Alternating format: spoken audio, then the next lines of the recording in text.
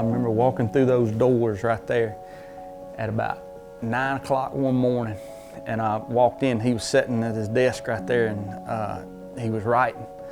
And I come in and walked to this point right here and stopped and leaned against her, and he turned, looked at me, he said, what do you need?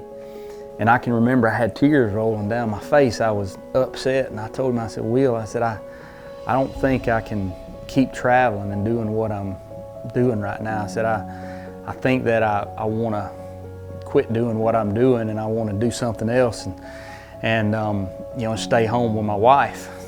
And Will looked at me and he said, well, I promise you this. He said, if that's what's in your heart and that's what you feel like you need to do, then that's what you need to do it. He said, but you'll always have a home here if you ever want to come back. And I turned my resignation in that day, my 2 weeks. I walked out of here and actually started doing taxidermy work. Thought I was going to be a taxidermist, and figured out real quick that was not going to happen. I remember walking back through those doors right there, walking back to the same place, and Will sitting right there, and I leaned against this, and I said, Will, I made a mistake. I want to come back. And he said, well, there's nobody sitting in your desk in the back. He said, get to work. And I went right back to work. After 2 years of being gone, it was like I'd never left. I just went back and sat right back down in that chair, and it's like I'd never left. Like today, walking back in here, it's almost like I had never left. And that's the truth. I can't tell you how many times that I sat in this chair right here over the years at this desk right here with Will Primos right there, and us discussing spring plans, fall plans, discussing new calls that were going to come out, and names of new calls.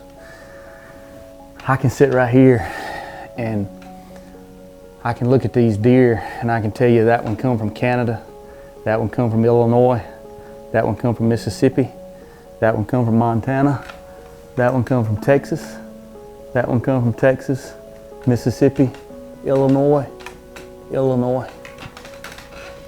Because I was on every trip. I might not have shot them, but I was there whenever Will did. And be able to come back in here in this office and sit down, especially with him not being here, and be able to sit and reminisce and think about all of that.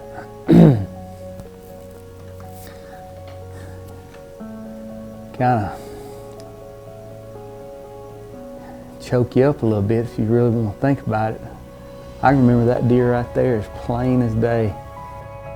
In Illinois, I videoed him kill it on a place that we called Bee Creek, out of a tree that we called Three Trees. I remember that deer walking up late, and we were wondering if we were going to have enough light for Will to shoot it.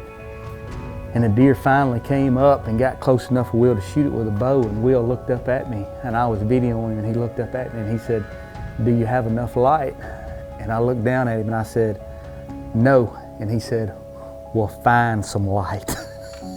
And drew back and shot the deer. And I especially remember it because I had forgotten what we call a bat light, which goes on top of the camera, to do the recovery that night. We went to do the recovery and I didn't have it, and it was about a 10-mile drive back to the camp to go back and get the bat light to go on top of it. And Will said, do you have a flashlight? And I said, yeah. He said, well, we're just going to shoot it with a flashlight. So we shot the recovery with a flashlight without using the fancy equipment. You know, Will always says, this is not Hollywood. Well, we shot it with that flashlight, and when we got back and looked at it, it kind of become a mainstay in how we did recoveries then. We didn't use that light anymore. We did them with flashlights because it wasn't Hollywood. That's how we did it. So, a lot of memories, man.